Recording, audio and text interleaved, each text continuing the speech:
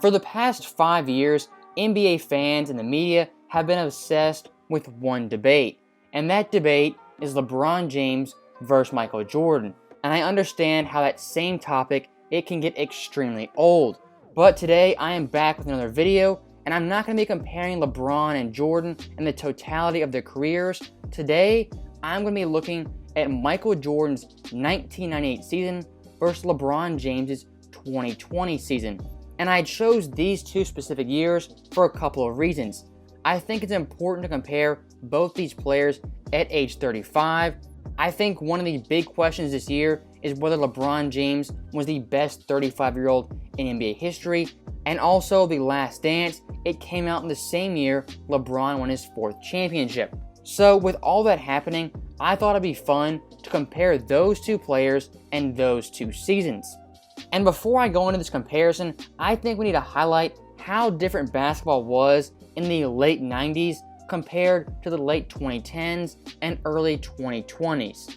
In 1998, the pace of the NBA was at 90.3, and since 1980, that ranks as 37th. In 2020, the pace is 100.3, that is the 9th fastest since 1980. In 1998, the average points per game for a team in the NBA was 95.6. That is the 6th lowest. In 2020, it's 111.8. That ranks as number 1. And one of the last big differences in both these eras is that in 1998, teams were taking 12.7 threes. That ranks 26th. And in 2020, teams are taking 34.1. That ranks as 1st. And also getting away from the stats and just looking at the film, you can tell off the bat in 1998 there was less spacing, less freedom of movement, and better rim protectors. In 2020, obviously, there's more threes, better spacing, and the overall game is more offensive oriented. So with all that out of the way, let's look at our first player, that being Michael Jordan in 1998. And during this year, Jordan, he averaged 28.7 points per game. That led the NBA, 5.8 boards, 3.5 assists, 1.7 steals, 0.5 blocks, while shooting 46.5% from the field, 23.8% from 3, and 78.4% from the line. Now, Jordan this year, he would walk away with some hardware. He was the MVP, he was first-team All-NBA, first-team All-Defense, and he finished 4th in the Defensive Player of the Year voting. And the Bulls this year had the best record in the NBA, despite Scottie Pippen missing 44 games, and in those games, the Bulls, they went 26-12. And also, this team, they were the oldest in the NBA. Rodman, he was 36, Jordan was 35, Harper was 34, Pippen was 32, and Luke Longley was 29. And when the playoffs came around, Jordan, he averaged 32.4 points per game, 5.1 boards, 3.5 assists, 1.5 steals, 0.6 blocks, while shooting 46.2% from the field, 30.2% from 3, and 81.2% from the free throw line. And one thing I do want to point out very quickly, averaging 32 points per game in one of the slowest paced eras of all time, that is extremely impressive.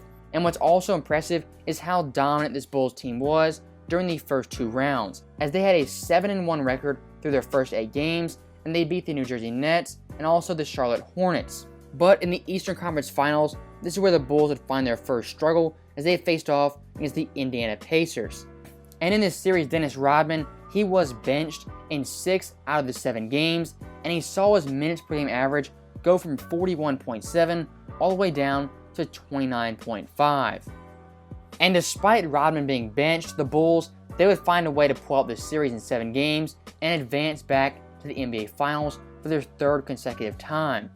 Now in the finals, they were once again matched up against the Utah Jazz, and in this series, Jordan, he would average 33.5 points per game, 4.0 boards, 2.3 assists, 1.8 steals, and 0.7 blocks, while shooting 42.7% from the field, 30.8% from 3, and 81.4% from the line. And in this series, Jordan, he scored 38% of the Bulls' total points. That is the most in NBA history. And the one iconic moment from this series comes in Game 6 in Utah, where Jordan had 45 points, plus the iconic dagger shot over Byron Russell. And one thing I do want to point out is how Jordan's supporting cast in the 98 playoffs, it was one of the weakest the NBA has ever seen. Jordan's supporting cast in 98 averaged 60.9 points per game. That is the lowest for a championship team in NBA history. Add on the fact that Rodman, he was benched in the Eastern Conference Finals as well as the Finals, and that Pippen was dealing with back injuries. Ron Harper, he had bad knees. Tony Kukoc was a defensive liability, and Luke Longley had no offensive game.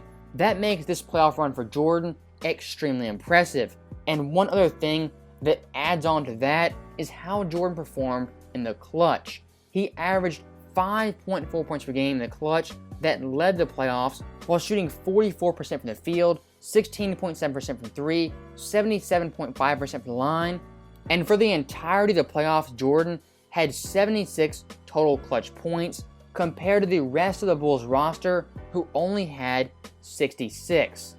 So all that right there, I think it definitely shows that Jordan, he was carrying this old, run-down Bulls team across the finish line in 1998. Now, let's move on to LeBron's 2020 championship season. And this year for LeBron, this was his second year in LA, and this was his first year playing with superstar Anthony Davis. And during the regular season, LeBron would average 25.3 points per game, 10.2 assists, 7.8 rebounds, 1.2 steals, 0.5 blocks, while shooting 49.3% from the field, 34.8% from 3, and 69.3% from the line. And that great year from LeBron would have him finish second in MVP voting and make first team All-NBA. And the Lakers had a 52-19 record, which was the third best in the NBA. And this Lakers team, it was really the duo of Anthony Davis and LeBron James that made them a really special team. They also had good role players like KCP, Kyle Kuzma, Rajon Rondo, Alex Caruso, and many other great contributing players. Now, when it came to the playoffs, LeBron, he was equally as great, averaging 27.6 points per game, 10.8 rebounds, 8.8 assists, 1.2 steals, 0.9 blocks, while shooting 56% from the field, 37% from 3, and 72% from the line. And this Lakers team had a fairly easy time in the Western Conference, as they had a 12-3 record, beating the following teams: the 35-39 Blazers, the 44-28 Rockets, and the 46-27 Denver Nuggets. And when they got to the finals, everyone was anticipating a great final series against the Miami Heat, who had a 44-29 record. But it was kind of a letdown, as Bam Adebayo and Goran Dragic were both dealing with severe injuries throughout this series.